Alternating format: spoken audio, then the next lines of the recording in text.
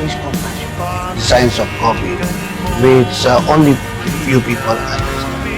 In that case, we have to address at the right time, at the right moment, at the right knowledge.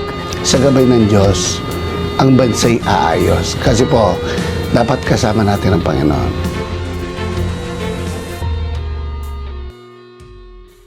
Tayo on a national TV, napakarami rin media no, na nagko-cover. Kaya po ngayon, maraming offers for interview ano, para lalong makilala ang isang kandidato na tumatakbo sa pagiging Pangulo ng ating bansa. Malaking bagay po kasi in the next 6 years, ano, kung paano tayo magkaroon ng transition from our pandemic problem at saka yung impact nito sa ating ekonomiya. No? Kaya siguro gusto rin malaman ng ating mga kababayan no, ang ating performance kung how we will do when we will, if Lord willing, no, if the Lord wills it na mag-take over tayo sa government. Kung ano ang ating mga stand sa maraming issues, lalong-lalo na sa kinakaharap ng ating bansa bilang mga Pilipino. Attorney Doc, ano po ba ang pagkakaiba ninyo doon sa ibang presidential balls? Well, napansin ko po, no, ako palagi kong ini-invoke ang Panginoon kasi wala naman po ako magagawa kung hindi ako tutulungan ng ating Diyos. At alam niyo po, sabi sa Bible, if God be for us, who can be against us?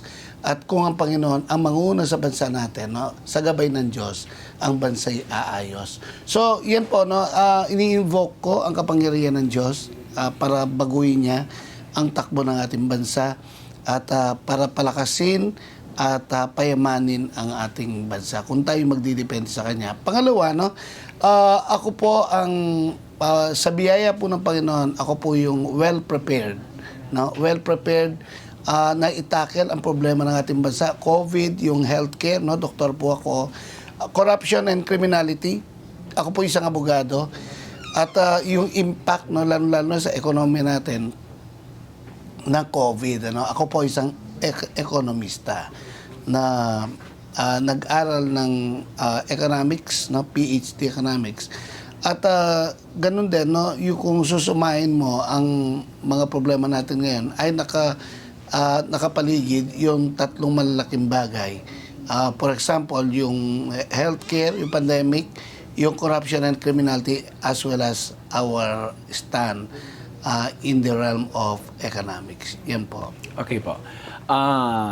Alam naman natin na kulang tayo sa makinarya at hindi tayo kagaya ng mga traditional politician na halos makita mo sa bawat kanto mayroong mga poster. Yun nga ang tinatanong ng iba. Bakit ang isang Joey Montemayor ay ni isa walang makita kahit doon sa Bicol wala? Ano po ang strategy mo para mawagi mo po itong laban na to? Well, ito pong ating mga panahon ngayon, ibang-iba kaysa yung mga, say, mga 10, 15 years ago, no, na kailangan mo ng mga tarpaulin poster. Pero ngayon po, kalat ang social media, no? Kagaya po nito, no, itong social blog ngayon, no? Sa pamamagitan nito, nakikilala tayo ng mga tao sa debate, sa mga interviews, sa mga vlogs, no? Kumakalat po, no? Kung ano mang pangyayari dito ay umaabot sa buong mundo, eh, no? So, malaking bagay po, no? At yung mga tarpaulins, poster, naging parang irrelevant, no? Unang-una, maraming mga tao ngayon ayaw lumabas, no? Dahil nga sa still yung risk ng pandemic. Kaya sapat na po, no, yung makilala tayo ng mga tao. At hindi naman ibig sabihin nakita ka sa poster, iboboto ka. Hindi po automatic yun. Ang ating mga botante ay matatalino. Ang mga Filipino voters ay hindi basta-basta nadadala ng pera o nadadala ng ano pa mang insinuation. Merong independent mind ang ating mga botante. So, iba po ngayon, no? Social media, lahat ng platforms nandyan ngayon para makita nyo. Andyan ang Twitter, andyan ang Facebook, andyan ang YouTube, andyan ang Telegram, all over the place na yan. Kaya ito po, hindi na tayo masyadong mangangailangan pa ng mga poster. So, ang ibig sabihin po, tao na mismo yung magdi-decide na pumili ng talagang karapat-dapat. Yung hindi lang sa salita, kundi nandun yung credibility na nasa sa inyo bilang isang maalam na tao. Opo. Isang attorney na maalam sa batas, pwedeng mabago ang sistema dahil doon. At doktor, at ang pamumuhay ng Pilipinas ay maaari ding mabago because ekonomista ka po. So, sabi ko nga, nasa sayo na yung package ng lahat ng kandidato. Pagsamahin na natin, nasa sayo na. Kaya nga po, nakuha mo yung puso ko eh. Nung unang na-interview kita, nung una, inirecommend ka lang sa akin, nagtatanong pa nga ako, mayroon palang Montemayor na tumatakbo. Nung na-interview kita, sir, talagang namangha ako't pati mga anak ko nahawa na rin, pati yung magulang ko't mga kapamilyang iba, pati na rin yung mga co-teachers kong iba na talagang mga edukado at matatalino. Kasi ang nakukuha mo sa ngayon, parang nakikita ko po ay hindi lang yung mga normal na pamumuhay na mayroon ang mga Pilipino, kundi yung mga intelihente. Kasi sa aking experience po, ang lumipat sa iyo na dati kami is ibang kandidato, ini-endorso namin, or sabihin na natin hindi ini-endorso, kundi napipisil namin para sa bayan. Ngayon, lumipat na din sila sa iyo eh. Kapwa komedya meron. Gusto nga makilala in person and magpa-picture sa iyo. So, malaking factor yon na talagang may lumabas na isang kandidato na hindi nangangailangan ang tarpaulin, hindi nangangailangan ang bayad pagdating sa botohan, kundi wise decision para sa ating lahat. Ano po? Doc Joey, sa tingin mo kaya ang ating mga masa ngayon, lalong-lalo na sa masa at mga mahihirap na kababayan natin, paunti-unti mo na po ba sila na nakukuha ang loob? Sa papaanong paraan po? Well, we still have 44 days to go. Masyado pa mahaba yung mga araw. At sa tulong ng Panginoon, at nakikilala, nalalaman nila ang stand natin sa bawat issue, lalo sa ekonomiya, West Philippine Sea, yung mga rebels, how we will deal with them. Ipapaliwanag kung maayos kung ano ba ang programa natin kung tayo Pangulo na. Kasi alam nyo po, unpredictable ang mga nangyayari. Wala pa nakakasiguro kung sino yung ilalagay ng Panginoon. Pero through constant prayer, dependence on the Lord, at saka sincero sa puso natin ang hangarin natin na mabigyan ng lunas ang ating mga problema at iangat ang kalagayan ng ating mga mahihirap, At nakikita naman nila, I can see people, yung mga mahirap, hindi ako kilala, pero hindi lang sila boboto sa akin, pero pinopromote ako. Sila mismo gumagawa ng mga tarpaulin, sila mismo gumagawa ng mga poster, ako po, hindi ako nagpapagawa, ng poster, tarpaulin, kasi hindi naman nakatingin ng mga tao dyan. Hindi mo pwedeng bulayin ng mga tao sa pamamagitan lang ng mga magagandang tarpaulin o poster. Ang mga tao, naniniwala sila doon sa sinasabi mo kung nakikita nila ang tunay na buhay mo. It reflects the kind of life that you live. Sino ba ang mga magulang mo? Ano ba ang lifestyle mo? Ano ba ang faith mo? Ang mga tao kasi hindi mo na pwedeng sabihin sa kanila na bibigyan mo 500 o 1,000 pesos at iboboto ka. Hindi po, Ang mga voters natin ngayon, wise na yan, At tumitingin sila sa mga issues, lalong-lalo na napaka-crucial yung next 6 years, Kung makaka-recover ba tayo sa ekonomiya o hindi, At ako I trust the Lord na bibigyan tayo ng pag-asa at bibigyan tayo ng kapangyarihan na mag-take over kung magtitiwala tayo sa Kanya. Okay po. Sa napapansin ko po yung pagpapapicture sa inyo, halos nangyayari na po ngayon, kung saan man po kayo pumunta. Yung popularity mo talagang lalong umuugong at hindi lang po doon sa mga kababayan nating mahihirap. Pati na rin doon sa mga talagang nasa alta sosyedad. Kanina galing ako sabi ko, uy, kilala na si Attorney Doc. So, pag nagkataon, talagang boses ng bayan, desisyon ng bayan ang mangyayari. Hindi po yung traditional na nangyayari sa atin dahil ito ay sikat, kilala, at narinig sa radyo, TV, pati sa poster. Yun ang bobotohan. Samantalang, pwede naman po tayo kumilala ng isang kandidato na talagang iiba ng sistema natin. Lalong-lalo pat bulok na bulok ang sistema ng Pilipinas.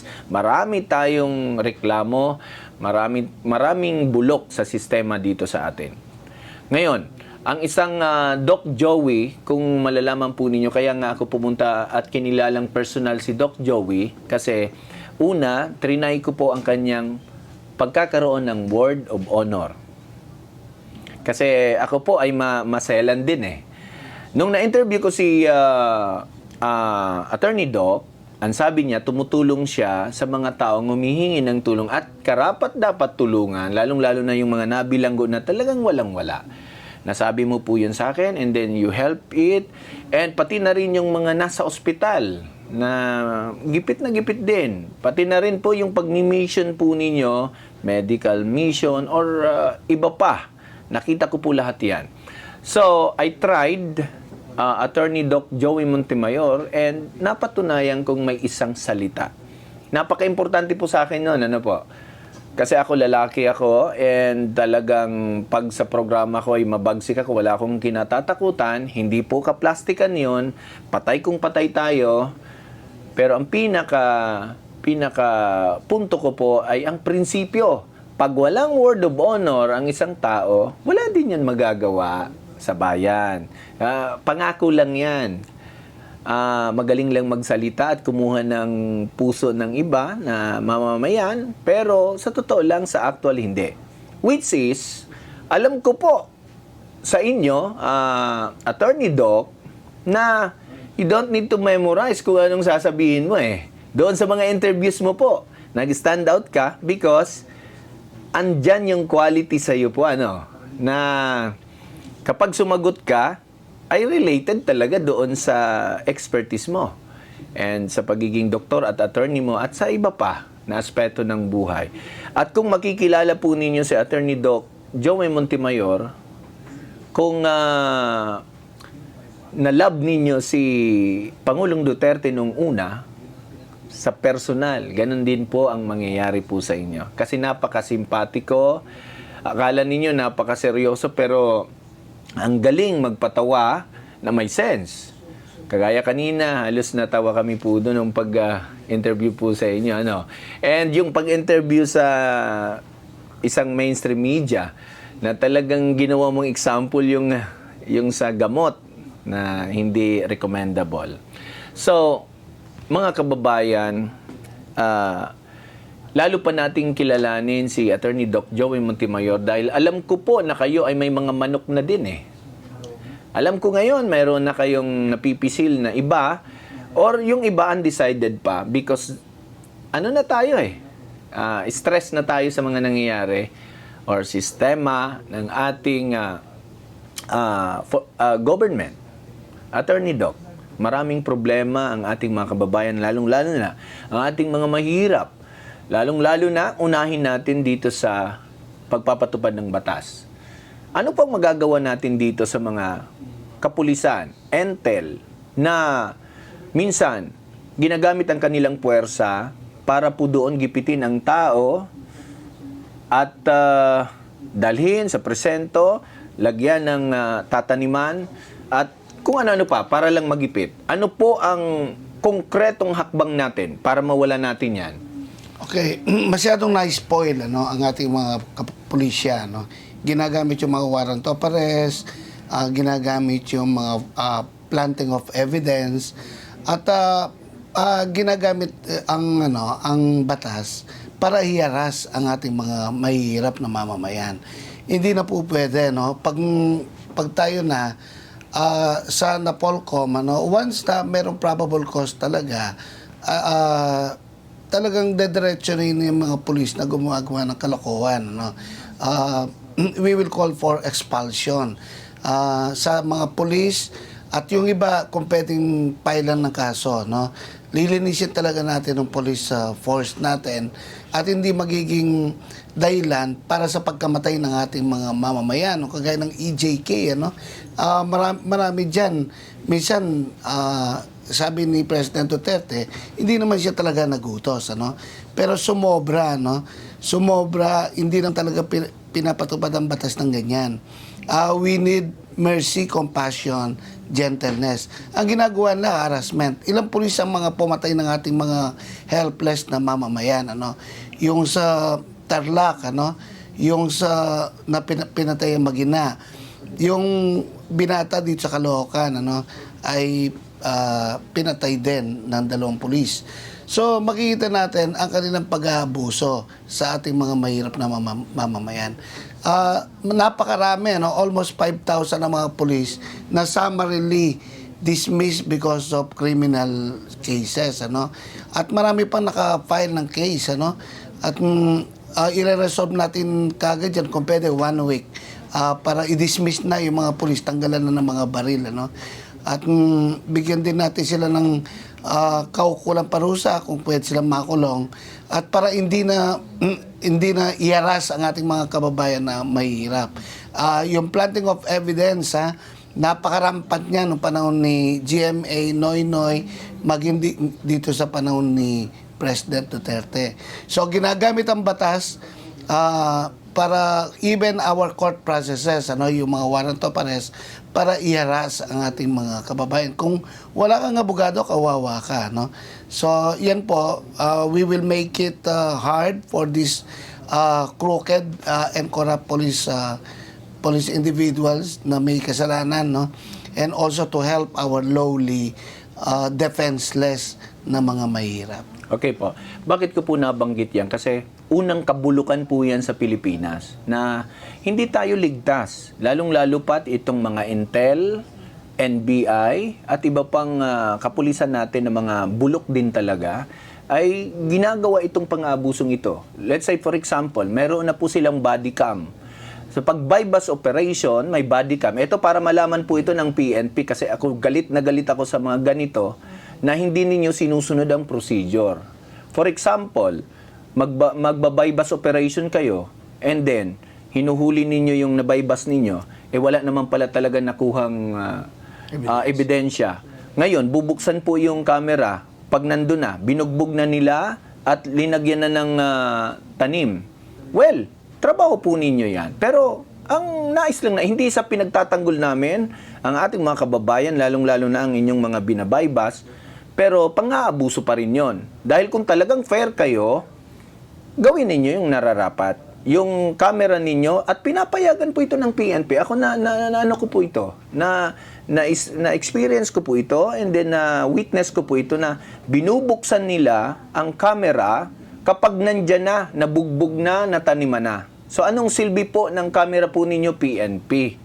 Mayroon pa po, babae, nagvi-video lang dahil nag-accounting nung nakuha daw na ebidensya sa isang kapitbahay. Anong ginawa doon sa babae? Pati yung babae hinaras, ibinalanggo. Anong klaseng mayroon tayong PNP kapag ganyan?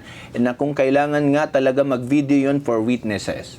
So, ako nagigit-git diyan kasi alam ko kung gaano ang iba kaabusado. Lalong-lalo na ang NBI, ang mga intelligent, at iba pang kapulisan na kapag pinersonal nila yung tao ay talagang mangyayari ang gusto nila. Hindi tayo ligtas. So yan. Alam kong may assure mo po yan na mababago po natin yan. Ano po? Salamat po. Ngayon, dito naman po tayo sa ano po itong nangyayari dito sa atin na may wetting, na lantaran may wetting pero hindi po napapatigil ng presidente mismo at andyan parang niloloko ang taong bayan na may mayor naman, may congressman, may gobernador pero lantaran may wetting tayo na illegal. Ano pong magagawa natin diyan? Well, open secret yan, Opo. talagang lantaran, pero walang ginagawa. Ito pa, Opo. ino-overlap nila yung small town lottery. Yes po. Makikita natin, kasi yung mga police, pinapayagan din nila eh. Opo. Naka-payroll, no? Naka-payroll po yan. Pati politiko All daw po. over the Philippines, pati politiko, no? Meron silang payroll every month. Meron pa rin silang contingency fees, ano? Opo. Na ibibigay nila once na nagbago ang naka-assign. So, nakakalungkot po, no?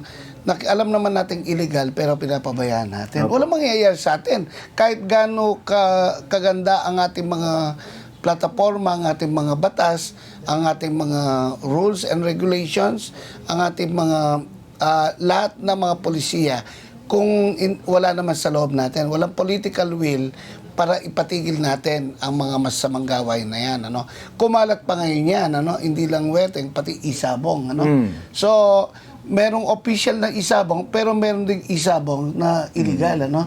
So, ako po, no, I am against all forms of gambling. So, by the grace of God, mapapatigil natin yan. Kasi hindi, kung may nagpapabigat sa atin, at ang tingin ng, alam niyo, sa pagtingin ng Panginoon, di maganda yan. Hindi tayo aangat hanggat hindi natin tatanggalin ang mga bagay na nagpapabigat sa ating relasyon sa Diyos. Yun po, no?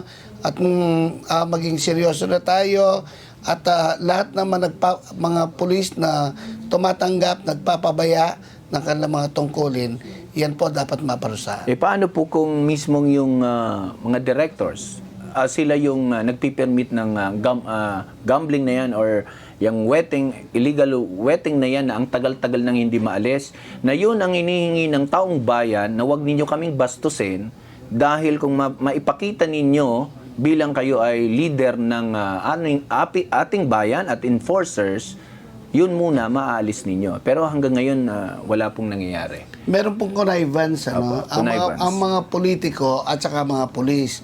Alam niyo po, kung ayaw naman ng pulis, no, ayaw din ng politiko, mapapatigil po yan. Opo. May mga instances na ayaw ng politiko, ayaw ng congressman, ayaw ng mayor, at ayaw din ng police, chief of police, ang mga illegal na ganyan, gawain, napatigil po. No? May mga instances na ganyan. So, wala naman pong imposible. No? Pero as long as there is conspiracy, as long as there is agreement na itong police, naka-payroll, ang politiko naka-payroll, sa mga, hindi lang weteng, pati sa mga ibang illegal pati medias, naka-payroll. Opo, pati media, no?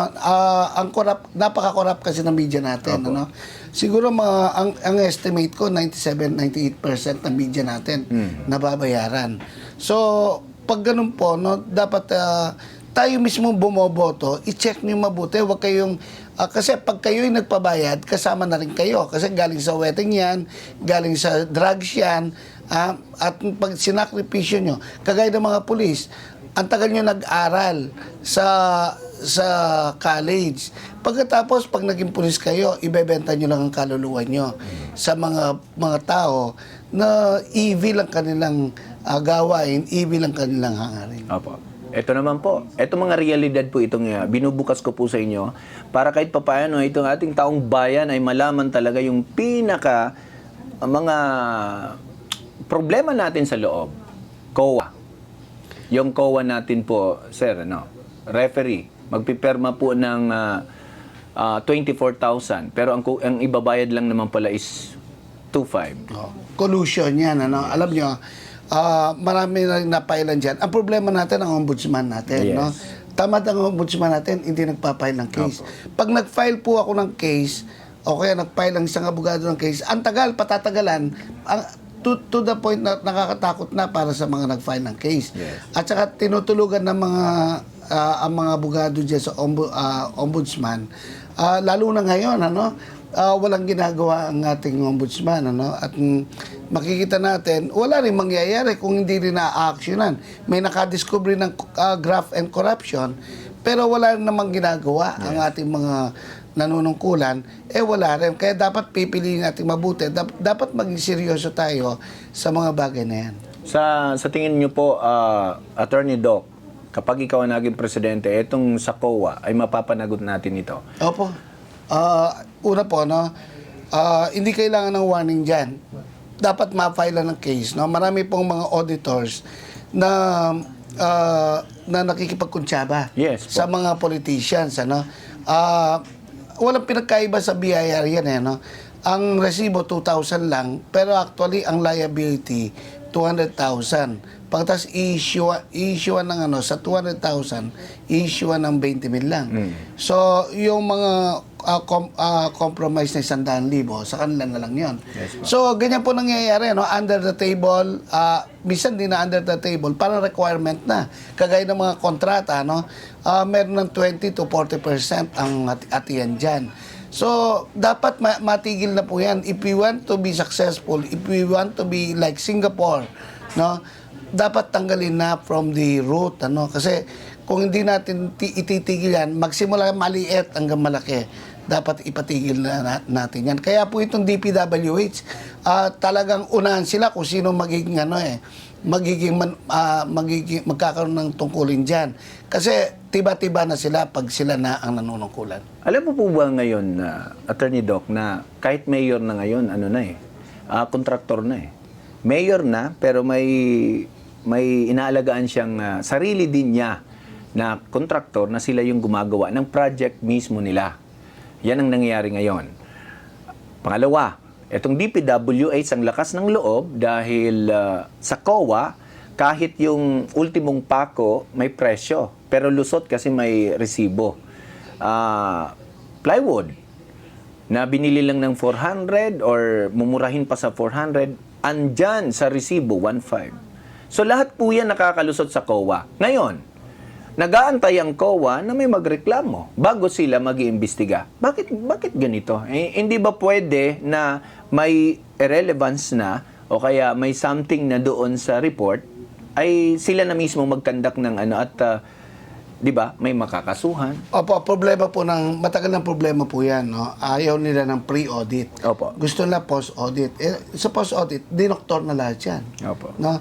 At makikita natin, may kuntsabaan eh. Pag may kuntsabaan, alam nyo, walang patutungan ng ating bansa. No? Kaya nga mismong si President Duterte ay nagsabi na napakalala ng corruption sa ating bansa. No? Pero alam na niya yan noon pa. Ang gagawin natin, we shall take a proactive approach, ano? From the very root. Talaga ipakita natin na nakukulong sila. Kasi problema rin po yung mga abogado, no? Patatagalin, maraming motion, maraming para i-delay yung kaso hanggat wala nang gana ang mga nagdemanda. Minsan napapatay pa yung mga nagdemanda. Minsan kailangan magtago kasi pag mag-testify ka, mapapatay ka ng mga politiko at saka yung mga kakuntsaba nila, ang mga mayarmas, ano. So, dapat maging seryoso po tayo. Alam mo, nasa presidente rin yan, no? Opo. Pag ang Pangulo ay seryoso, nothing is impossible. Kung ikaw mismo makita ng mga tauhan mo na seryoso ka, then they will emulate you. At kaya bigyan nyo po ng halaga, mga kaibigan, mga kababayan. Itong eleksyon na to, kayo ang pumipili ng mga susunod na mga nanunungkulan. At binibigyan naman kayo ng pagkakataon ng Panginoon para piliin nyo. Nasa amin, 10 ang kandidato ng pagkapangulo. At piliin nyo ang tama, ang sincere sa kanyang puso, malinis sa kanyang puso para gawin ang nararapat. Pero kailangan din talaga sa presidente ang isang mabagsik na Montemayor pag dating ng oras. Kagaya ni Pangulong Duterte na yun ang nakapagpalakas ng kanyang kandidatura noon na may sense of humor pero mabagsik din. Opo. Ang isang Montemayor po ba ay ganun din? Actually po, ako ang nagpapatanggal na lisensya ng mga doktor, ano? Lalo na pag niloko nila yung pasyente. Opo. Ang dami ko ng mga doktor na napaila ng kaso dahil yun nga, niloko yung pasyente, mali yung procedure. ako rin po ang nagpapadisbar ng mga abogado, no? Yung pagngangabogado, niloko ang kanilang mga kliyente, pag nasumbong sa akin, pinapailan ko ng ano, para matanggal ang lisensya. Opo. So, example lang yon, no, na hindi na, naging presidente na ako sa mga organisasyon, sa mga doktor, sa mga abogado. Actually, vice president pa ako sa organisasyon ng mga abogado. Pero, ginagawa ko po kung ano nararapat, no, kung may pwedeng ipailan ng kaso sa mga korap, sa mga nanloloko at sa mga tao na hangarin lang ay manggulang ng kapwa. Sa tingin niyo po, mawawala yung dikit system. For example, dahil kadikit ninyo yung regional director, pero tahasan ang sobrang mga proyektong mga walang kapaki-pakinabang. Yung kalsada na bago pa lamang ay binibitak na ulit para lang may magawang pera. Itong mga ito talagang nakakangit-ngit. Ano? Pati na itong mga dike na dapat napunta na sa ibang mga proyekto. Sa tingin mo po, ang dikit system ay wala sa Montemayor? Mawawala po lahat yan. At saka once na nakita natin, may prima facie evidence niyan, no? May probable cause, pailan na ng kaso at tanggalin na muna. Meron tinatawag na preventive suspension, ano? Para hindi makapagkialam sa kaso. Alam mo, lalo na nakakainis, ano? Yung kagagawa lang, after 3 months, 6 months, bubungkalin na naman, gagawin na naman. Pag ginawa nila, after 1 year, wawasakin na naman. Opo. So, we are losing 700 billion, ano? Pero sa computation Hindi ba po, nakakasuhan ng mga ganito po? alam niyo po, pag kinasuhan mo yan, no, yung lalo na, ang in charge, yung congressman, ano, o mayor, o kaya barangay. Opo. Alam niyo po, napakatagal, ito yung sinasabi kong, pag pinailan mo ng kaso, wala yung fiscal, yung evidence, lalong-lalo na ngayon, masyadong mga masaselan, ano, ang mga fiscal. Pag pinailan mo ng kaso, ang tagal, no, na-influensyahan na nila kasi magkukumpare lang yan eh. Opo. So, pero sa ating programa, kung mabibigyan tayo ng pagkakataon maging pangulo, ay dapat maging serious tayo sa mga corrupt na yan. Opo. So sa tingin mo po, kailangang amyendahan talaga ang ating konstitusyon, ang ating saligang batas? Well, ang konstitusyon po natin, na-amendahan na yung tinatawag na commercial provisions, ano, yung Public Services Act, yung Foreign Direct Investment, Retail Trade Liberalization Act. Yan po na-amendahan na, no. Pero alam niyo po, kompleto rin tayo ng batas sa corruption. Ethical practices at saka yung graft and corruption na batas, ano. Marami po tayong batas pagdating diyan. Merong malversation, malfeasance, merong technical malversation. Kompleto po tayo. Kaya lang problema, implementation. Yes. Kompleto po tayo eh. Napakaganda ng mga batas natin. Kaya lang etong mga nagke-carry out, etong mga police, may mga corrupt diyan. Sa fiscal, may mga corrupt din dyan. Sa mga judge, meron din po. Hindi lahat, pero meron po. So, yan lalong-lalo na ang nagpapadelay ng ating justice system. Dapat may kaakibat na parusa po dyan. At hindi tayo titigil hanggat hindi luminis ang ating hustisya dito sa ating bansa. Kung maayos po ang batas natin, bakit po nakakalusot itong party list system na sobrang parang nabababoy na? Alam niyo po, ang party list system natin, nakalagay lang doon, underrepresented. Yes po. Wala yung marginalized. Pero alam niyo, corrupt din yung mga nasa yung mga nag-screen yan, no? Tayo ay nakakabalita ng mga bayaran, lagayan, para lang makalusot sila at makakredit sila sa bilang isang party list. Yung iba naman, dapat namang i-accredit, pero hindi na-credit dahil walang pera. So, yan po nangyayari dito. No? Corruption din ang dahilan kung bakit ang ating party list system na masyadong polluted, masyadong adulterated, ang party list natin, hindi na yung nagre-represent sa mga mahirap. 77% ng ating party list system Sa susunod nga ay po, mayayaman din. Sa susunod nga po, magkakaroon na kami ng party list, Lasenggero party list na. Lahat na lang ng pangalan at saka kung ano-ano po, Power Ranger siguro, pwede na. Kasi nandyan ngayon. Yun ang pinagtataka natin. Bakit wala ng pagkakaiba ang party list nagkagrupo lang. Tingnan ninyo lang, Manila Teachers Party List. Hindi naman ito sa minamasama ang Manila Teachers Party List. But that is a lending institution. Bakit nakapasok as sectoral yan? Ngayon, ano nangyari? Mas lalong nadoble yung kita nila. So, hindi ba ito pwede na maayos natin?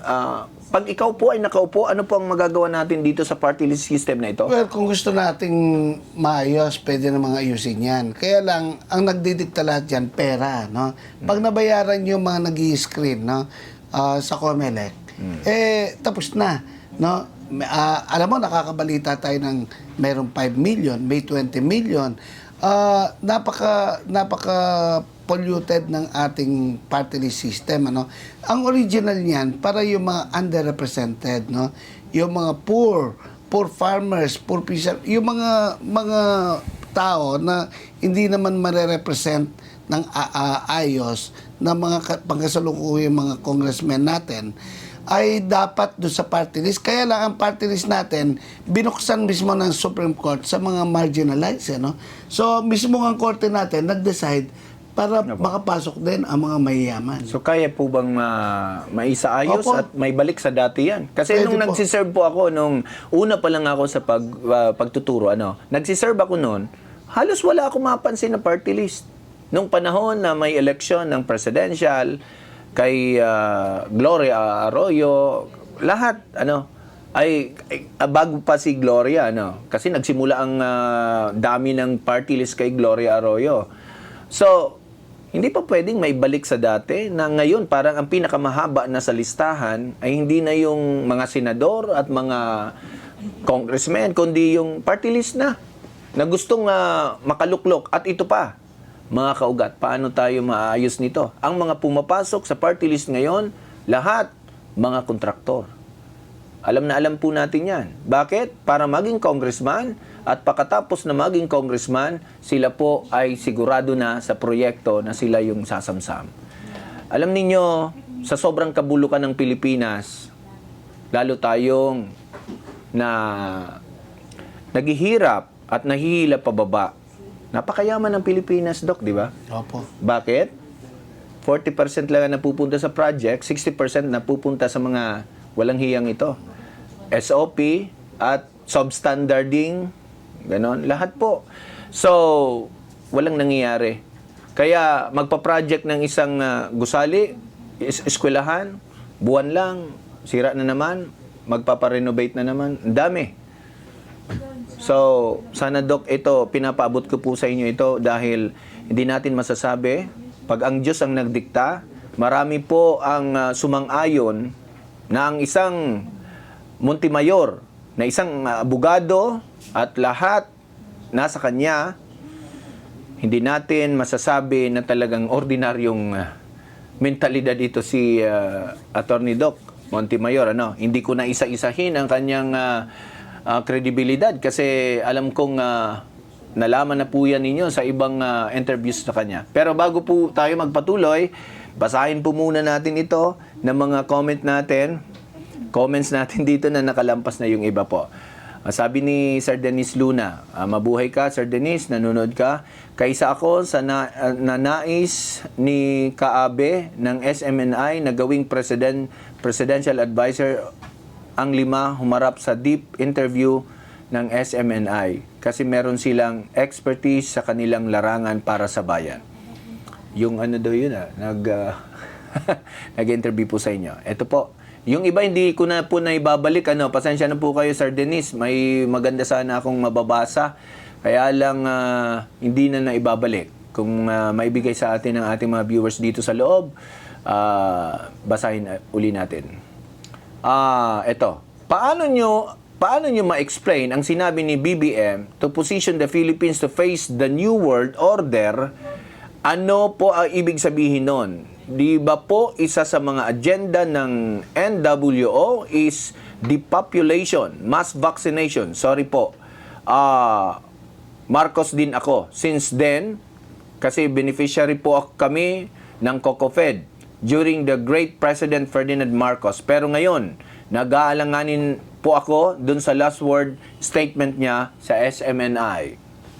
nakakatakot po yung New World Order. Ano? Ang ibig sabihin, hindi na tayo mag-e-exist bilang bansa. Didiktahan na lang tayo ng mga globalist, kabal, ano? Yung mga pasimuno ng one world government. Ano? Yan po ay kontra sa ating dignidad bilang isang mamamayang Pilipino. No, alam niyo po, sovereign nation tayo, sovereign people. Hindi tayo pwedeng magpadikta sa New World Order na gusto ni BBM. Tama po yung sinabi nyo, mag-isip po tayo, no? Lahat ng sinabi niya ay mali po, no? Nakakalungkot, ano? Pero panig siya sa New World Order, panig siya sa pagiging Machiavellian, ano? Ang Machiavellianism, yun po yung gagawin lahat, kahit yung panlilin lang, lahat ng bagay, yan pa yung style ng political leadership na gagawin ng lahat para ma-maintain ang kanilang dominance. So, yan po ay pinasimuno ni Niccolo Machiavelli, ano, na sabi niya, the end justifies the means. So, nakakatakot po yung New World Order, ano? Wag po tayong magpasakop dyan, ha? At saka, kung inaakala ni BBM na mapapasunod niya ang mga Pilipino, tandaan niyo po, ha? Tayo, ang mga Pilipino, nagbuhos ng maraming dugo, nag-alay ng buhay para labanan natin ang mga sumasakop sa atin. Ito pong New World Order, hindi na kailangang magkaroon ng gera. Pag ang leader mo, ang maging leader ng Pilipinas ay para sa mga globalist, yung mga kabal, yung mga satanic New World Order, ano? One world government, kagaya ni Mr. BBM, ayan po ay nakakatakot talaga. Yung sinabi niya, siya ay Machiavellian. At by the way po, walang good Machiavellian, wala, no? Para mong sinabing merong good, merong bad prostitution, wala po. By its very nature, yung Machiavellianism is evil. At very proud siya na sinabi niya siya ay Machiavellian. Pangalawa, sinabi niya panig siya in accordance with New World Order. Hindi po tayo pumapayag dyan. Meron po tayong dignidad bilang Pilipino at wag tayo sasama sa ano pa mang satanic order. Opo. Pumunta naman po tayo dito sa vaccination. Sa lahat ng presidential, ikaw lang po yung against sa mandatory vaccination. You're not against of the vaccines, but the mandatory vaccination na nagpahirap sa ating mga mamamayan na sinasabi nilang inaalagaan nila. Pertaining to our government, nasabi nila, mahal nila ang bayan, mahal nila ang mamamayan. Subalit, bakit ganito na hindi ka lang mabakunahan ay hindi ka makapagtatrabaho? Ano ba ang mayroon sa bakuna na kailangang ipilit sa amin at ano ba ang kanilang sinasabing magkakaroon ng herd immunity or magiging ligtas? Eto mismo na ating kaharap ngayon ay isang doktor at may kaalaman, expertise dito sa bagay na ito. Against din po ako sa vaccine, ano? Hindi lang yung mandatory. Kasi Yes itong po. vaccine na to, experimental lang. Paulit-ulit ko sinasabi sa mga debate, experimental. Yung vaccine dati, yung mga mumps, measles, tetanus, no? Mga vaccine dati yan. Oral polio vaccine, hindi po ako against doon. Pero itong mga vaccine ngayon, experimental lang eh. Biro mo tapos injection sa ating mga mamayan kaya marami namamatay, marami napaparalyze, marami nababaliw, marami nagkakaroon ng paglaki ng puso, myocarditis, maraming side effect eh. Bakit? Experiment pa lang yan tapos itutusok na sa ating mga kababayan. Kaya may 30 million ano, na injection ng dati pero hindi na umulit. So, yun po ng mga kababayan, yung pinipilit ng gobyerno ang isang bagay na experiment, yun ang masama. Maging ang ating Secretary of Health, hindi pa bakuna, no? Hindi pa nagpapavaccinate. Hindi pa? Opo, ayan po yung mga balita, no? Kaya pakaisiping mabuti ng ating gobyerno, no? Kasi ang bagay na ipinipilit mo, hindi pa naman talaga gamot. Experiment. Biro mo, kasama tayo sa experimentation. Ginawa tayong guinea pig. At kahit anong incentive na panloloko sa ating mga kababayan, hindi maganda. No? Kasi alam niyo po, mahalaga. Bawat buhay ay mahalaga. Buhay ng Pilipino, buhay ng ating kababayan. Opo. Ipaliwanag natin ng maigi. Ito dahil marami pa rin ang tumatawa, lalong-lalo na sa ating mga hindi pa bakunado, na bakit hindi tayo sumusunod sa gobyerno na magpabakuna, yun ay para sa kaligtasan ng nakararami. Ito po ang gusto kong maliwanagan sa isang doktor at talagang may kaalaman sa bagay na ito. Hindi po tayo pwedeng bigyan ng kaligtasan. Unang-una, hindi nagbibigay ng herd immunity. Ang herd immunity, ang ibig sabihin niyan, when 50% of the population are already protected. No? By means of what? Natural means. Ang mismong immunity mo, kasi binigay ng Panginoon yan ang magpo-protection sa iyo. Kahit dumating ang COVID, hindi ka masyadong tatamaan, o kaya pag tinamaan ka, walang mangyayari sa iyong masama. So, yan po yung tinatawag na herd immunity. Etong mga bakuna, vaccine na binibigay, artificial lang yan. So, any artificial means, hindi pwedeng mag-cause ng herd immunity. Yes. Yung natural immunity natin, yung pag-inom ng mga vitamins, pagkain ng gulay, pagkain ng prutas, pag-exercise, pag-inom ng maraming tubig, alam niyo po, that contributes to our natural immunity. Pero itong mga vaccines na to, hindi po no? Hindi nagbibigay ng natural immunity yan.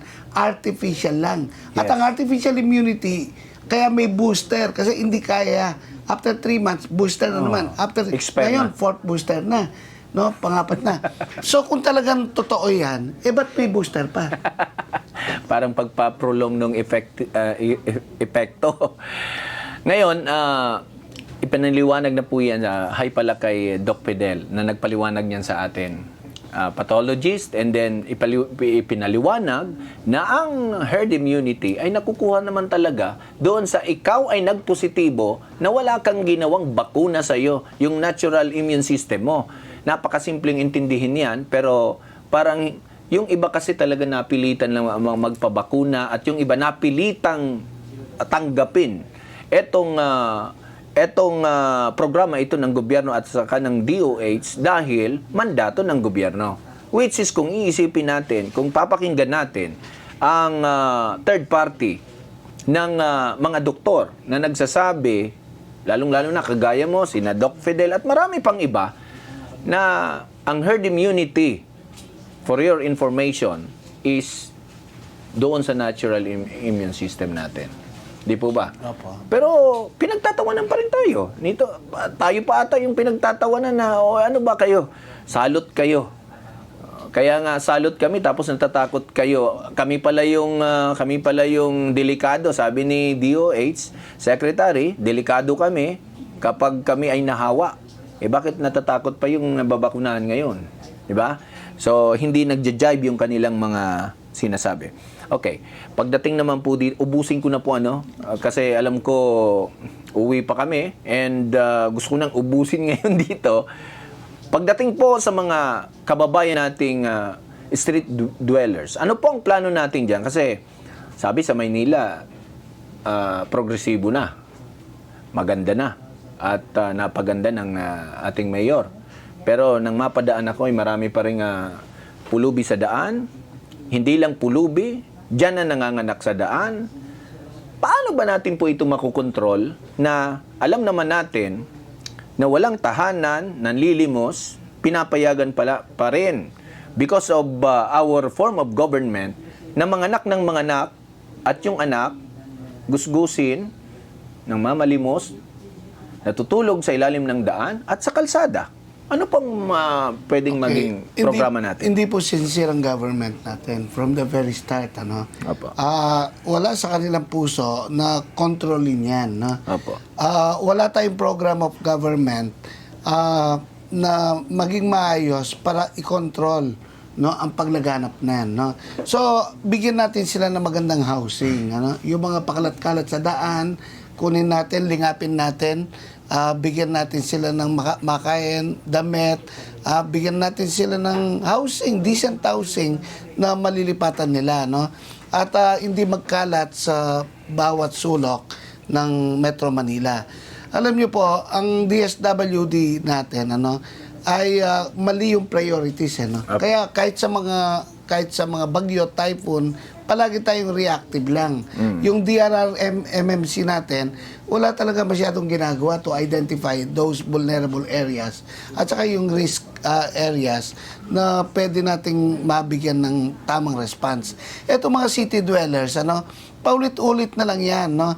Ang gobyerno natin, wala masyadong programa para lingapin ang ating mga mamamayan, ano. Makikita natin pakalat-kalat sa daan, mamamalimos, no. Bakit? Kasi nagkulang ang mismong gobyerno natin na sa tinatawag na batas, yung tinatawag na parents patria. Kung walang lilingap sa iyo, ang mismong gobyerno ay tumatayo bilang magulang mo. So yan po yung doctrine of parents patria, no. Siya magpoprotection sa iyo, siya magpapakain sa iyo, ang gobyerno natin. Hindi ka pababayaan na lalabas sa gusgusin ka, marumi ka, magpapalimos ka, at kung saan-saan sila napupunta lugar. Okay. Dahil kulang ang ating gobyerno, ang ating administrasyon sa care, consideration, at saka sa concern. Pwede po ba ako magbigay ng kaunting joke? For example, ako congressman, magpasa ako ng bill na itong mga nandirito sa street, nakatira, wala talagang sobrang hirap at nang mamalimos, ay bigyan natin ng pagbabawal na magkaanak hanggat hindi sila nagkakaroon ng magandang pamumuhay. Ito joke lang po ito, no? Sa palagay mo po kaya ay pwedeng mangyari yan dito sa ating uri ng gobyerno? Well, meron po ang constitution po natin ay at saka yung ibang related laws, ano, ay nagbabawal na gawin yan. Yung tinatawag na pro-choice, freedom of choice, lalong-lalo na, no, very sensitive yan, ano. Hindi naman bawal na magkaroon sila ng anak. Pwede naman natin bibigyan natin sila ng opportunities para sa trabaho, ano, at saka motivation. Na kasi po minsan yung iba 13 anak, 14 ang anak, and yet gusto pa lang now hindi rin maganda sa ating ekonomiya yon, no? Maraming dependent sa ating gobyerno. At saka eventually mauubusan tayo ng resources. Ang maganda doon, bigyan natin ng tamang edukasyon, tamang information ng mga tao, no? At lingapin ng gobyerno, pakainin, no? Kasi at saka bigyan ng tamang pag-aaral. Kasi po pag well-educated ang pamilya, ang tendency ay kokonti na eh. Kokonti na yung kanilang mga anak. Paano po yan na marami po ang matitigas ang ulo na gusto lang magpalingap sa gobyerno pero ganun pa rin, babalik pa rin sa ganun at ang nabibiktima yung mga kabataan na nabubuhay, ipinapanganak doon sa may basurhan. Opo. Hindi ba natin pwede na, ito joke lang nga na kapag nanganak sila ay may sanction sa kanila at yung bata ay kunin? Well, wala pong sanction na ganyan. No? Wala pong batas na ganyan. At alam niyo po, eventually pero hindi po pwedeng maging batas yan. Halimbawa, gumawa ng bill na maaprubahan. Pwedeng i-propose yan. Opo. Pero alam niyo po, ang mga mga congressmen natin, mga yan populist. Kasi hindi sila makakuha ng boto pag ganyan ang kanila. Yan lang. Pero kung ang iniisip natin ay, sabi nga nila, mabawasan ng mahihirap na kababayan natin, hindi matitigil yan dahil andun na nga sa basurahan, nakatira, pero pinapayagan natin na manganak ng 7, ng 10, at doon na rin mismo lumalaki. Kung makikita niyo, dalagitan na, andyan pa rin. That is, may hustisya po ba dyan? Parang masalimuot ng buhay. Tama po kayo, kulang tayo sa regulation. Yes, regulation. Alam na mali yun, pero wala tayong ginagawa, paano makontrol? Of course, hindi naman natin pwedeng gawin yung kagaya ng ginawa ni Mao Zedong, ano? yung one-child policy. Di ba sa Japan, mayroon na dalawa lang daw. dati. Sa China, one-child policy. No? Pero ngayon, dalawa na. Ang mga Hapon naman, hindi po. No? Ang mga Japanese, ang nangyari sa kanila, sa sobrang dedication na sa trabaho, wala nang time para magkaroon sila ng bata. Kaya ngayon, 65% ng population ng Japan, puro matanda. Opo. No? Unlike ang Philippines, baligtad. No? 70% ng ating population, puro mga kabataan. Opo. Baligtad po. So, Pasig River po, may pagpapatuloy ba natin na mawala yung amoy dyan na akala ko malinis na? Ay, hindi pa po, bumalik na marumi sa pa dati? rin. No? Alam ang mga Pilipino, sa una lang No? Yes. Sa una lang, pagkatapos after 1 month, kakalimutan na. Opo. No? Money is always the motivation. Pag wala tayong sense of environmental protection, yung linisin natin ng kapaligiran. Kasi eventually tayo rin na magsasuffer niyan Pag bulok ang paligid, bulok ang ilog, may rate ng magkakasakit tayo, no? At pag marumi ang kapaligiran, hindi natin iniingatan ang ating environment, eventually po ang mga sakit papasok na sa mga bahay-bahay natin. Paano po natin mapapalinis yan kung may mga nakatira sa gilid ng sapa na yan na nagtatapon ng kanilang dumi? Nandyan na yung septage, pati na rin yung mga basura, at saka yung mga squatter na nakatira dyan. Well, i-relocate natin. Kagaya ng sinabi ko sa inyo, yung doctrine ng parents patria, pwedeng ilipat ng gobyerno yan. At gagawa ng measures para hindi na bumalik. Yes. Kasi ang nangyayari po, pag nilipat mo sila, after mga 3 months, Babalik. andyan na naman. Pinapabayaan. At mali rin po yung ating gobyerno. Dapat holistic ang approach. Pag nilipat mo sila sa isang lugar, magdala ka rin ng Hanap opportunities, hanap buhay para makapagtrabaho sila. Kaya po bumabalik sila sa dati, na unknown to the government. Pag wala na nagbabantay, babalik yan. Dahil hindi tayo nagbibigay ng opportunities doon sa kanilang pinaglibatan, magtayo tayo ng mga factories, magtayo tayo ng mga institution para makapagtrabaho ang ating mga mamamayan. Nagkalat ulit, babalik ulit, at kaya dumadami rin yung tinatawag na professional squatters. Paano mo po maaalis ngayon? Ako mabilis po ako tumanong ngayon kasi syempre. Paano mo po bilang kung ikaw ay magiging presidente, maaalis po itong 150 pesos para sa mga nurse na lisensyado na pero nagtsatsaga ng job order. At saka sa mga munisipyo, andyan po yan ngayon, mga 150 pesos. Ito ba ay karapat-dapat na nagtatrabaho sila 8 oras sa opisina and then sa kung ano-ano pa. At saka ito, mga nurses, lisensyado pero 150. Bakit hindi po na ipatupad ang minimum wage sa ganito? Yung pong, ako against ako sa contractualization, na ginagawa sa mga gasoline station, sa Yes mga po. malls, 5 months.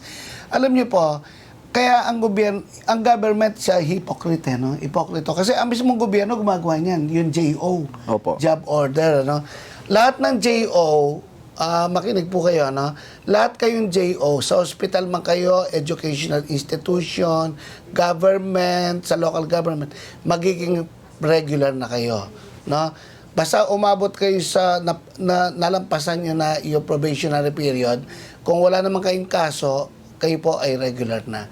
At magre-retroact. Kasi minsan may mga nagtuturo, 22 years na nagtuturo, pero JO pa rin. Opo. Nakakalungkot, at saka napakaliit na bigay ng Ang gobyerno. marami po sa munisipyo at saka sa ospital. Opo, dati ang tawag dyan casual. Oo, casual. Ngayon, para magpatuloy, ang tawag JO. May mga 22 years na, 20 years, 20... Kahit sa mga nagtuturo, nung nagtuturo ako sa Palawan State University, nakita ko, yung iba under JO pa.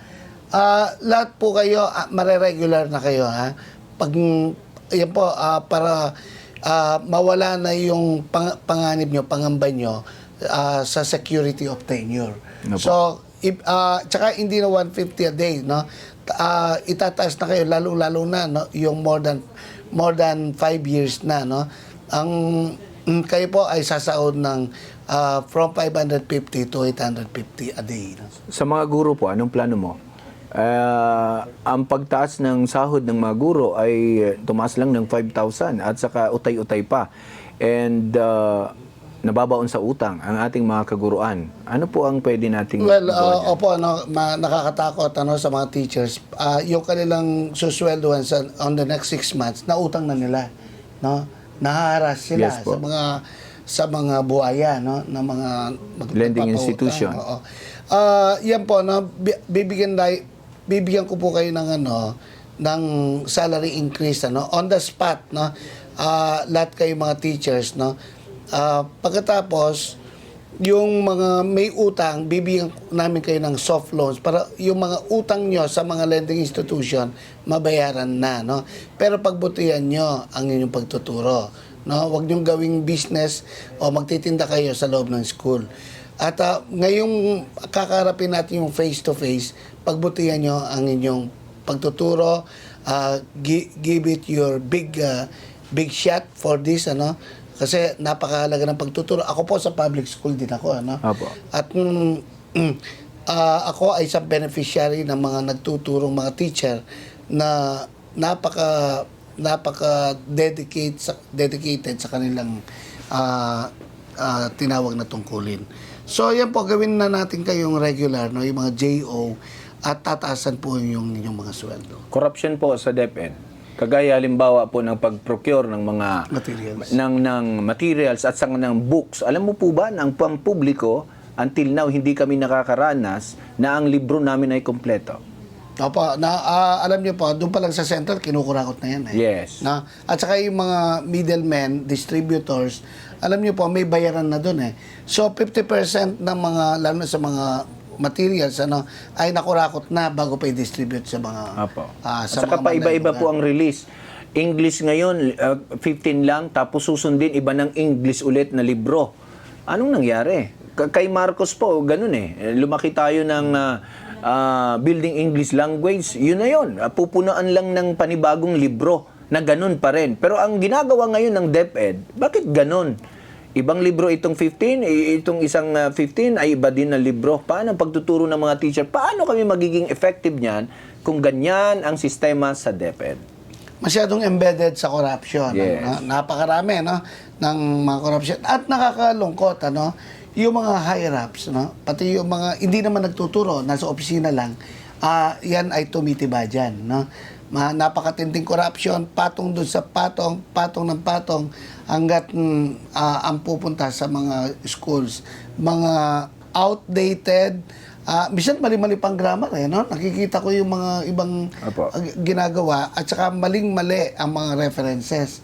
So, alam niyo po, yung curriculum natin sa elementary education, 70 years ago pa, So, ang natin, talagang i-revise natin, planuhin natin talaga ng maayos ang ating educational sector, Kasi ito po crucial para sa kinabukasan ng ating mga kabataan. Kaya po ba ng isang Montimayor na ang DSWD ay talagang mabigyan ng tulong lahat ng nangangailangang na ospital, dahil minsan may pinipili po at 3 buwan muna bago makapag-apply ka ulit. Paano kung bumalik ka sa ospital at nagkasakit ka, ganun pa rin, hindi ka na po matutulungan ng DSWD? Isa pa po Opo, yan. yung DSWD at DOH, napaka-crucial ng role niyan. Kaya lang, embedded sila sa too much corruption.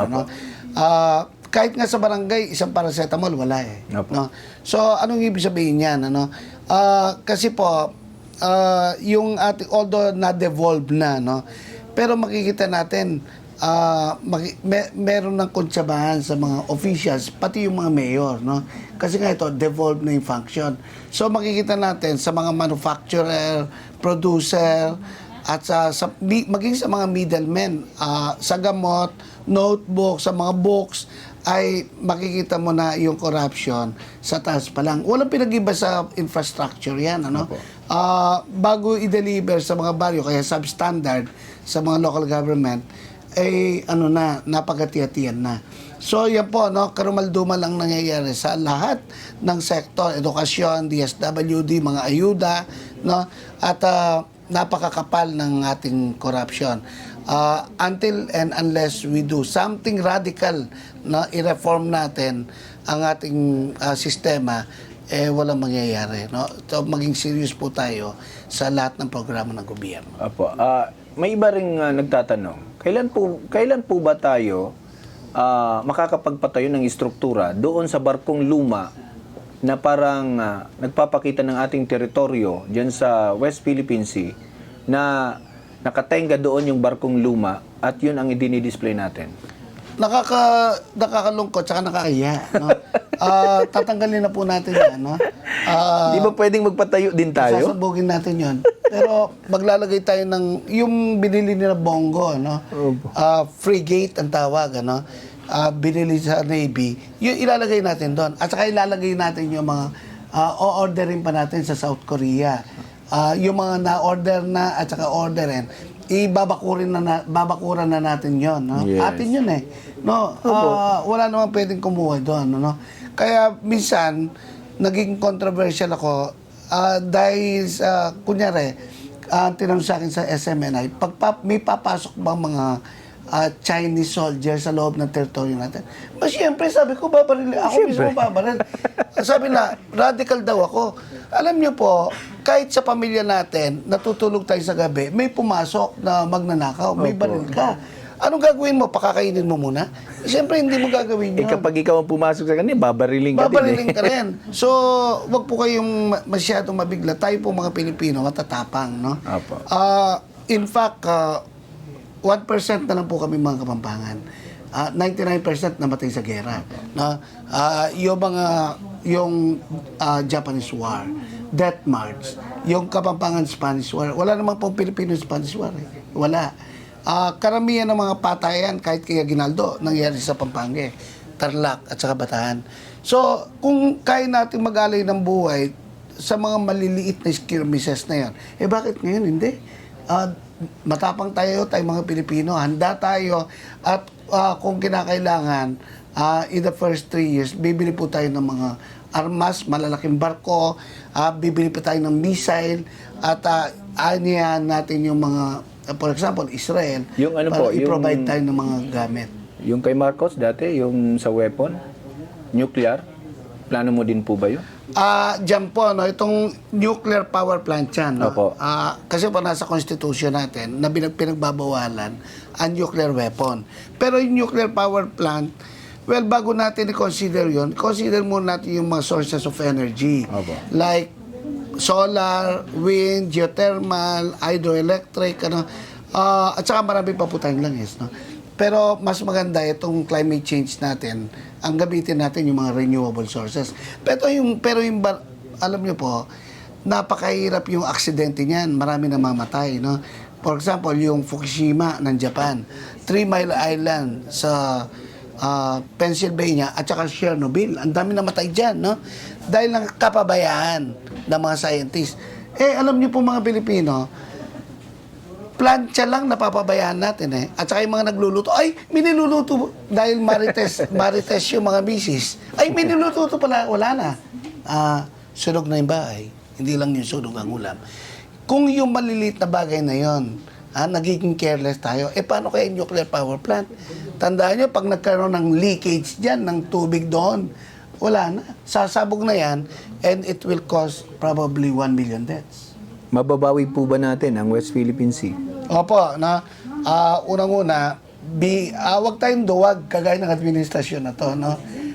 Wag tayong duwag. Alam niyo po, ang mga inchik, hindi naman invaders yan eh. Pero dahil pinakita natin na duwag tayo, mag-i-invade yan, no? Ang isang bahay, pag iniwanan mo, may papasok dyan. Ganyan po yung pagtingin sa atin, iniwanan na natin ang ating sovereignty. So, we have to recover. Pwede naman sa diplomatic means, wag na natin pabayaan ang ating mga isla na masakop pa. So, we shall be ready. Hindi pwede yung pakikipagkaibigan sa China na niloloko lang tayo. We have 241 protests na hindi naman tayo pinapakinggan ng China. Pinagtatawanan lang tayo. No? Hindi ko po papabayaan na ganon ang mangyayari. Ngayong panahon ni Duterte, President Duterte, pinagtatawanan lang tayo ng China. Pero sa panahon natin, no, kung lolobi ng Panginoon, magkaroon ng administrasyong Montemayor, hindi po mangyayari yan. Magje-jet ski ka din po? Hindi po, unang-una, hindi naman ako marunong ng jet ski. Ano? Pero we will do everything para maproteksyonan ng ating territory and sovereignty. Ilang buwan po matatapos ang drugs? Well, yan po, siguro mga, ang fight yan mga 3 years. 3 years. 3 years po. Hindi at 6 least. months.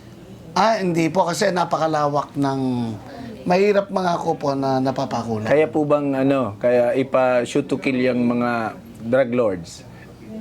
Well, kung magre-resist sila sa sino mang gumagawa ng krimen na nagre-resist ng arrest, shoot to kill po yan. May mahuli tayong mga drug lords talaga. Di kagaya nung Opo, kasi ang nangyari po, yung iba kumpare niya eh. No? Ako po, I am not in any way connected sa mga ganyan. No? Hindi lang natin, tsaka yung media, araw-araw, babantayan, habang maximum security yung mga drug lords. Ano? At saka, hindi lang natin susunugin sa harapan ng publiko. Talagang we have to do hard work on drugs. Opo. So, attorney, napakasarap pakinig ng kung nung dati si Pangulong Duterte ay napaka-imposibleng manalo nung una dahil sa siyang mayor lang daw dati. Pero gumawa ng history at nanalo dahil sa kanyang lakas ng loob. Isa doon ako sa nagtiwala. Kaya lang siguro hindi na na-attain lahat yung gusto sana naming mangyari. Pero parang ikaw yung pangalawang nakikita kong ganun. May oras pa tayo mga kababayan na mag-isip. Kung siguro nagkulang ng konti si Pangulong Duterte, may makapagpapatuloy nun. At hindi kinakailangan din, kagaya ni Pangulong Duterte, hindi kinakailangan yung mga tarpaulins, mga poster, na siya mismo ang gumawa, kundi tayo na mismo para kay Attorney Doc. Kasi ito, personal, at kilala po ninyo ako. Kapag ito si Attorney Doc, talagang hindi na nagampanan lahat ng kanyang sinabi dito, ako mismo, ang una magtutulig sa niyan. Matatanggap mo po ba yan, Opo. Attorney Doc? Opo. Kahit ipapatay mo din ako dyan eh. Ay, hindi naman po. Kasi ako naman, buang loob ko basta para sa bayan. Amen. At least man lang ito, hindi ko kailangan maging leader pa kung mayroon namang magiging leader na talagang gagawa ng karapat-dapat para sa bayan. Ano po ang tinitingnan mo sa Pilipinas kapag ikaw po ay nakaupo? Anong country ang pwede nating magaya or maihalin tulad sa atin pagdating ng iyong termino? If not at the level of Singapore, higit pa po sa Singapore. Kasi marami pa tayong space na i-maximize natin ang development ng Mayaman Pilipinas. tayo. Opo. Wala pong imposible sa Panginoon. At kung totoo ang ating puso, sincere tayo, walang bagay na imposible. At dapat ang panunungkulan ay talagang dedicated sa mga tao. Hindi lang tapang, kundi buo ang loob. Walang mag-aalipusta sa ating mga Pilipino sa loob at maging sa labas. Ikaw na po magpaliwanag sa mga huling time natin. Ikaw na po magpaliwanag sa taong bayan kung bakit ikaw po ay hindi gumagawa ng poster na gagaya ng mga traditional politician natin at kung ano-ano pa na alam nating pinaggastosan ng milyon ang gastos niyan eh. At mga tao na binabayaran para lang mangampanya sa kanila. Well, ang pera ko po ay para sa mga gamot, no? Sa mga nangangailangan na may hirap, may sakit, doon ko binibili yung pera ko, no? At pangalawa yung Bible, nagbibigay din tayo ng tracts. Pero wala po akong budget para sa tarpaulin, para sa mga poster, no? Para may pakita mo lang sa mga tao ang nasa labas mo. Hindi po yun, no? Kailangan nyo makita ang nasa loob namin. At yan po, no? Pagtulong sa kapwa, bilang doktor, no? Naglilibre ako ng check-up, bilang abogado, ganun din po, no? At bilang economist, ay dinededicate natin sa Panginoon ang ekonomiya ng ating bansa. At kung sa Panginoon tayo, walang bagay na imposible po. Paano po kung may isang Ayala o Villar na gustong sumagot sa kanya ang ganyang mga kakailanganin mo sa pangangampanya? Tatanggapin mo po? Well, alam niyo po, kung merong vested interest, kaya ka binibigyan dahil magkaroon sila ng posisyon, magkaroon silang advantage sa business, sumakop sila ng ano pa mga bagay na hindi maganda, hindi po natin papayagan yon. Alam ko naman, merong mga nakikinig din mga tao, kagaya nyo, na pwedeng ipagsabi ako, o kaya pwedeng i-post sa social media, pwedeng mag-share din ng mga bagay tungkol sa akin. At hindi tayo magpapasuhol sa mga mayayaman, kagaya ng ginagawa nila sa mga ibang kandidato ngayon. Sobrang napasarap ang ating usapan, Attorney Doc, at lubang hindi ako napapagod ka tatanong sa'yo. Dahil sa ganda ng mga naririnig ko na alam kong kaya mong gawin. Dahil ito ay usaping lalaki.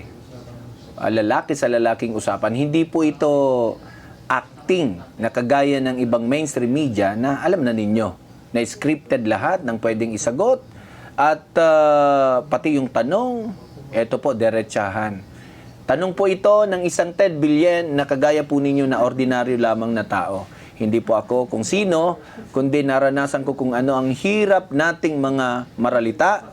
Dahil isa rin po ako sa inyo, nagkaroon lang po ako ng kaunting pinag-aralan at nakapagtapos, nakapagtrabaho, pero kagaya po ninyo ako na ordinaryong mamamayan. Sana po tayo ay makapag-isip-isip at doon tayo sa alam natin na walang history, walang kung ano-ano pang bahid, dahil alam ko kahit hindi naging kandidato pa, eto si Attorney Doc Joey Montemayor, sa kanyang ginagawa sa taong bayan, sa mga mahihirap, sa tulong niya ng bukal sa loob, ako po ay naniniwala na kaya niyang magpakalalaki at magpaka-magaling na pinuno sa atin para mabago ang sistema ng ating gobyerno.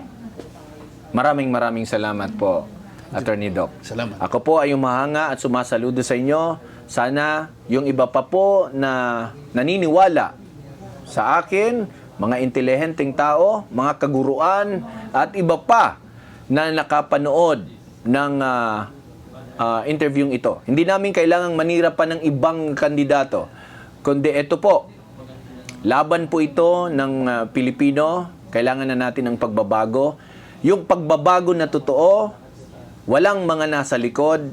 Ang nasa likod ay isang kagaya ninyo na maralita. Kagaya ninyo na nasa laylayan, na kinakailangan talaga ng pinakapangunahing pag-aruga sa atin. Pantay-pantay. Sana sa Montemayor, mayaman o mahirap, nagkasala parehas, makulong sa parehong kulungan. Hindi po doon sa de aircon yung iba, at yung iba ay sardinas. Maraming salamat po sa araw na ito, at maraming salamat sa Diyos, at lahat ng itinanong ko ay hindi ko alam kung paano lumabas sa bibig ko, kundi mismo sa gustong ilabas ng Panginoon sa atin. Maraming salamat po. Thank you po. Attorney Doc. Maraming salamat.